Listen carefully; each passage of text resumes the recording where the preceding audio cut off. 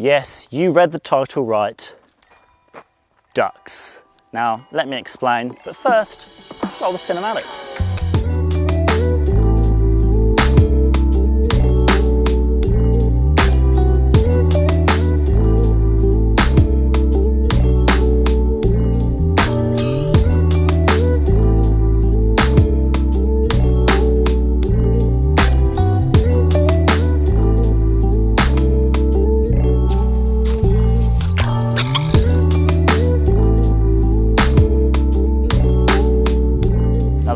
Many incredible videos already out on the Gladiator, including one by CarAdvice, which I'll link down below because they take it properly off-roading, and you really need to see how absolutely capable this car is off-road.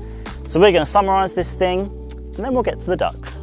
At 5.5 meters long with a wheelbase of 3.4 meters, it is one of the longest cars in the segment.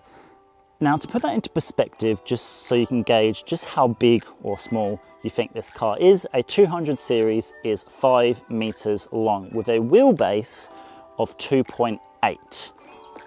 So just to recap, this is 5.5 with a wheelbase of 3.4. A 200 series is 4.9 with a wheelbase of 2.8. Now, unfortunately, that is where the bigger numbers do stop. In the tray, you've got 620 kilo payload capacity. Overall, your GCM is 5.2 and your braked towing is 2.4. Now, if you do run the numbers, this is not going to be a great towing car. It's not going to be a great payload car. But that is not at all what this car is being sold as. And just above my head is one of 2 electronic locking diffs. Just either side of me are Fox shocks, all round, front and rear. We also have an electronic sway bar as well, which you can disconnect from inside the cabin. And underneath, just up further past my head, is some metal plating to protect the more delicate pieces of the undercarriage, as well as factory rock sliders. So, the ducks. If you follow me on my Instagram, which I'll put up here, here and here, you would know that I posed a question about what you would like to know about this car. Now, to involve the audience a little bit more, I decided to pick one of the questions which stood out to me. Stephen asked, how many ducks can you fit in the tray? Now, obviously, I don't have access to a live duck, so I have this duck. So, let's do some maths. Old mate Bunnings measuring duck coming in clutch to helping me work out that you can fit an estimated 42 ducks. So if you ever wanted to know how many ducks you could fit in the tray of a Jeep Gladiator, the most pressing question that any car reviewer has ever posed on the internet, you now know the answer thanks to joydrive. And if that answer did help you and you carry lots of ducks around, why don't you hit that like button down below and maybe subscribe for future really dumb questions that I will definitely answer.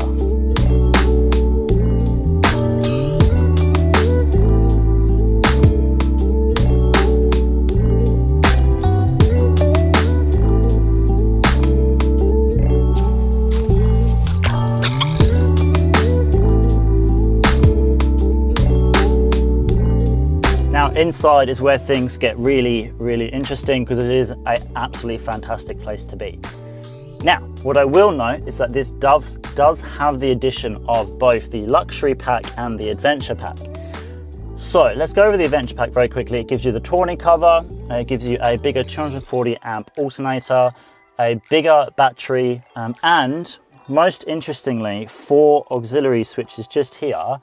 So if you add a winch, light bars, etc., you just plug them in and you've already got your auxiliary switches all wired up to ignition, etc. The luxury pack gives you these really comfortable seats, heated steering wheel, which is, I really don't understand those in Australia, but they are what they are. We also have heated seats as well. Now, otherwise for the interior, we've got this really strange red. It's a Jeep thing. I'm not a fan, but if you like it, you do you. Infotainment system, which is actually really good, which also has Jeep's really famous off-road display, which is really cool. We have adaptive cruise control, with climate control, obviously as discussed earlier, we have front and rear locking diffs, which is on a switch just here. We have the detachable sway bar button just here. It is just a really nice place to be. The only thing which is weird is on the back, you think there's like these switches, but that's to change the volume and the song. And usually they're on the front. That's a Jeep thing, is what it is. But otherwise, what a cracking interior. And that is all pulled along by this 3.6 litre V6, pushing 209 kilowatts and 350 Newton meters of torque. Now, the one big bugbear is that there is no diesel. Now, interestingly, in America, there is a diesel.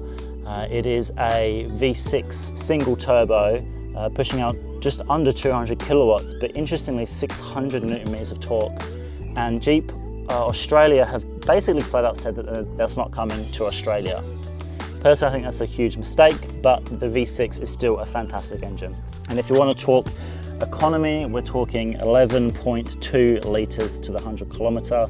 Now, people have done tow tests with this and that increases to 22, so use that information as you will. And of course, a huge thank you to Wanneroo Jeep for letting me out in this thing. This car is available for sale at Wanneroo Jeep. Obviously it is a demonstrator right now, but I'm sure if you just go in, put in a nice offer, they damn well appreciate it. It's sold in this hydro blue with the options already mentioned. So yeah, go check it out if you're interested. Now on this graded track, let's talk the drive. I had a lot of questions about how does it drive.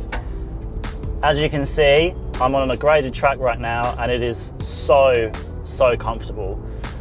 And as quick as that, we're back on a tarmac road. Now the V6 does have some poke to it, that's for sure. Comfortable, it definitely is as well. Is it maybe too comfortable with the Fox shocks? Questionable, but it is super capable off-road. Now what would usually happen is in a soft car, especially an off-road, the ride would be comfortable, but then the four-wheel drive capabilities would be compromised. Now, as you've seen if you've watched the CarAdvice video, this is actually a super capable off-roader. So it's really nice to see that I can enjoy my time on the back roads, hop off roads, still absolutely crush it, hop back in and still be super comfortable. I'm now gonna smash the climate control on. So while I do that, cool down a little bit, let's enjoy some more cinematics.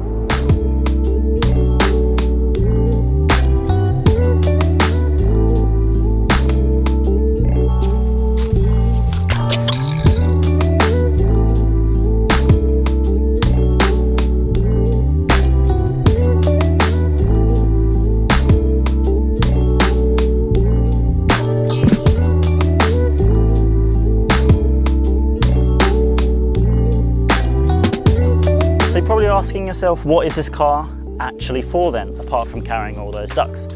It is to load up with your mates, take the roof off, both roofs that is, head down to the beach, smash some off-road trails because this thing will eat them up for breakfast, pop the inbuilt Bluetooth speaker out from the rear seat, head down to the beach, head up into the pines, enjoy Western Australian outdoor lifestyle and just have a damn good time.